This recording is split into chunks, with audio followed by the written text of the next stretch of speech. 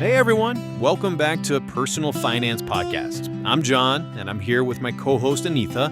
And today, well, we're diving into something that honestly, most people they avoid thinking about. Right. Hey, everyone. I'm Anitha. And John, you're talking about taking control of your money in 2026, right? Because, oh my God, it's already 2026, and I feel like so many people are still just winging it with their finances. Exactly. And look, I know when people hear personal finance, they immediately think it's going to be boring Super dry. Yeah. but here's the thing. We're going to make this practical, and with AI tools now available in 2026, it's actually easier than it's ever been to get your financial house in order. So, stick with us. Okay, but John, before we get into the fancy AI stuff, can we start with something super basic? Because I think a lot of people listening right now don't even know if they're spending more than they're making. That's actually the perfect place to start. And you'd be shocked, Anitha, at how many people genuinely don't know the answer to that question. Really? Money saving expert calls it the big danger signal. If you're in debt and you can't actually explain why, like you didn't buy a car, you didn't renovate your kitchen, there wasn't some big emergency, it's because you've been quietly bleeding money month after month. Oh wow, that hits home. I was definitely one of those people for a while. You think you're doing fine because your account isn't overdrawn, but then your credit card just keeps growing. Exactly. And the solution isn't just a monthly budget. You need to do a proper annual budget because most people think month to month, right? But then Christmas happens, or your car needs new tires, or Or that vacation you forgot you booked 6 months ago. yes, and suddenly your I'm doing fine budget looks very different. So, step one, before anything else, do the annual budget. It takes maybe an hour, but it gives you the foundation for everything else. Okay, so once you know where you stand, what's next? Because I feel like most people just say, "I want to save more money," and then nothing happens. Right, because I want to save more isn't the plan, it's a vibe. The UK Personal Finance Wiki has this brilliant framework where you list everything you want, and I mean everything, and then you attach two numbers to each goal, What kind of numbers? a cost and a date. So instead of I want to go to Japan, it becomes Japan trip $4,000 by next December. Then you divide 4,000 by 12 months and boom, you know you need to save about 330 bucks a month. That makes it so much more real. Like, suddenly you're not just dreaming about Japan. You're like, okay, I need to find 330 every month or this isn't happening. Exactly. And here's a key insight. Don't assume your current expenses will magically disappear to free up money later. The wiki's very clear on this. People who say I'll start saving once I finish paying off X almost never do. Yes, there's always something else. Like, I paid off my student loan and was like, great, now I'll save that money. And then I just started spending it on other stuff without even realizing. Right. So you have to budget for the life you actually live, not some imaginary future version of yourself. Now, once you have your goals and monthly targets, where does that money actually go? Yeah, like, do you just stick it all in a savings account or? This is where time horizon becomes crucial. There's actually a simple rule. If you need the money within 5 years, you want cash savings. High interest savings accounts, maybe ISAs. The reason is these are risk free. There's no scenario where you put $1,000 in and it becomes 900. Okay, but what about longer term stuff? Like, I don't know, buying a house eventually? For goals more than 5 years out, you should think about investing.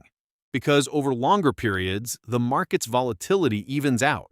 The good years and bad years balance each other out, and your money works much harder than it ever could in saving.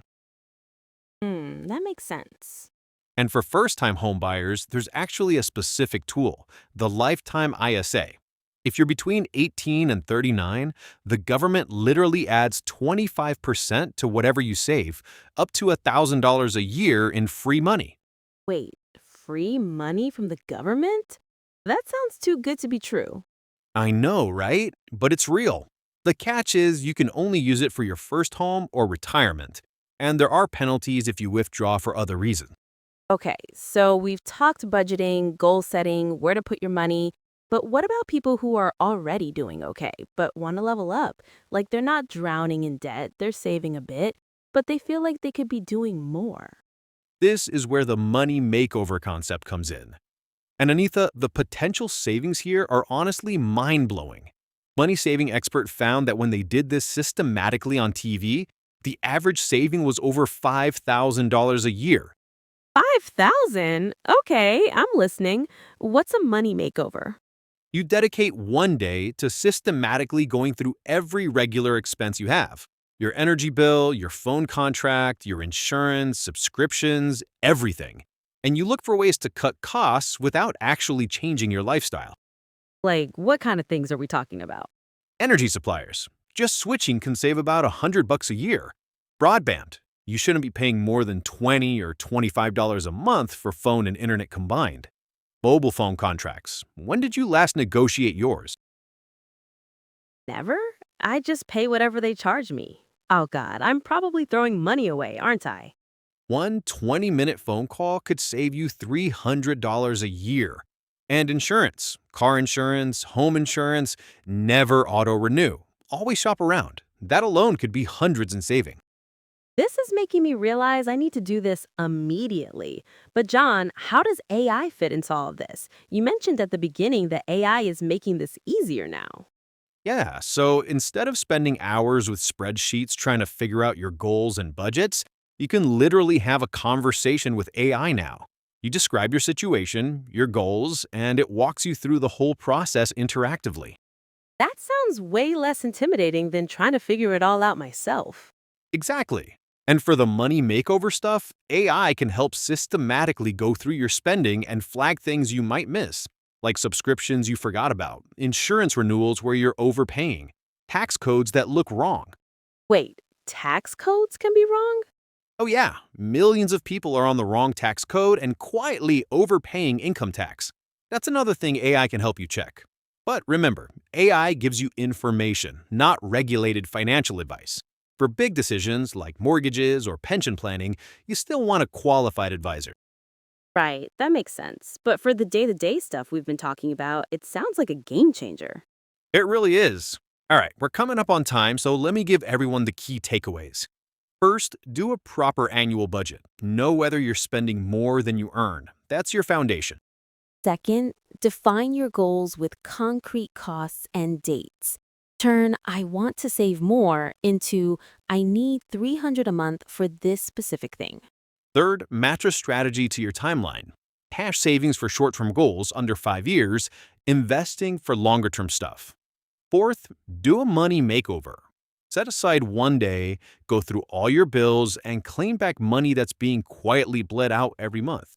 And fifth, use the tools available, whether that's traditional resources or AI assistance to make this whole process easier than it's ever been before.